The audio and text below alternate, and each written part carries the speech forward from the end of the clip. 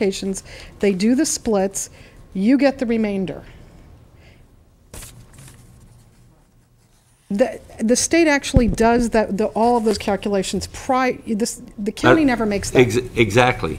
But it's mandated that those dollars go for transportation. Correct. And if we were going to take some of those dollars on this tax sharing agreement and split it off, whether it's the city or the county, and use it for other issues, is that a violation of Prop 42? Because you're diverting which is dollars, which is dedicated We'll happily work with both the city and the county. I just think that's a question that needs to be on that issue, be and I can addressed. assure you that that's really. You know, for instance, I'm surprised Willits, with the new Willits bypass coming online, there's 7 or 8 gas stations in Willits. Matter of fact, the gas station in Willits, and there in Willits is I think the highest sales tax generator gas stations in Northern California. But anyways, all of those gas stations, fuel dispensary places, will be bypassed in Willits, every one of them. So, you know, this is something that I'm surprised that the member from Willits isn't here, the council isn't here, because that's a huge issue. Basically, what we would be doing is diverting some of those tax dollars in the Willits area will be actually be going diverted now to the city of Ukiah, and Willits will be left holding the bag with nothing. That's a huge issue coming up here in Willits. That's going to happen. It's not maybe it's going to happen. It's going to happen here. By 2014, that highway bypasses all of those revenue generators for the city of Willits. So, in effect, a tax sharing agreement, what it would do would divert those sales tax dollars that go into Willits into where part of Ukiah would be a benefactor of that, because that's where people are going to fill up, is here in Ukiah, in the Ukiah Valley, whether it's here or Kelpal or whatever. You know, another issue, this boundary line, it seems to me like Potter Valley ought to be included in that, because just about all of your sales tax, the people that buy anything in the whole Potter Valley area, which is a sizable community, does it here in Ukiah Valley. So it's kind of like the city of Ukiah is already getting a big share of the tax dollars from the Potter Valley area. So now we want to share more of them. Food for thought.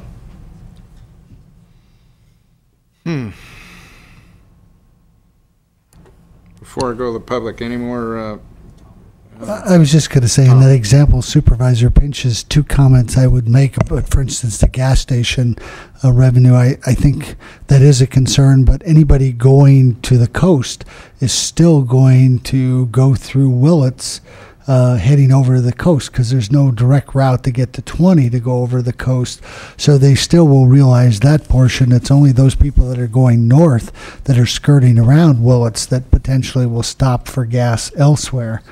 And then relating to Potter Valley, what we're really talking about here is there would be no reason to include Potter Valley, because there are not sales tax generators in Potter Valley per se that the county would want to share their sales tax with the city. Those people are probably already spending their money in the city of Ukiah, and under this agreement we would get potentially a portion of that back over and above the base year for any expenditures that a Potter Valley resident makes in the city of Ukiah. So I think that's potentially the difference. Or if there was a significant development in the redevelopment agency, the person in Potter Valley would spend their money now in the county rather than the city, and those dollars would be spent differently. So there's a lot of different scenarios you can come up with. It really gets down to where are people spending the money, and where are the funds being reported back to the state and then eventually trickling back to us. Just for the comment on the Willits bypass, about 40% of the traffic goes beyond. You're right, the biggest part of it goes to Fort Bragg. But when you're talking about the diesel sales of large trucks and whatnot, right now most of them fill up here, either out here at Jensen's, or in a lot of them are going right there to the Forks out here north of town and filling up.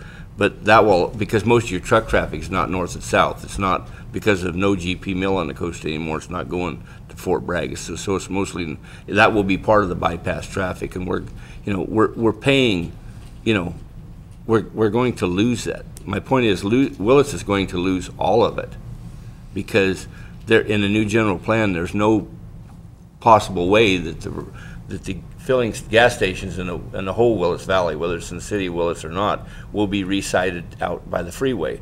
So they will be bypassed, and it's going to be a significant loss to the city government of Willits. And now we're talking about that's going to be a total loss for Willits, and then the county part, we're going to give a portion of it to Ukiah. I just wanted to bring that up. These are the things that I have to consider. Sure.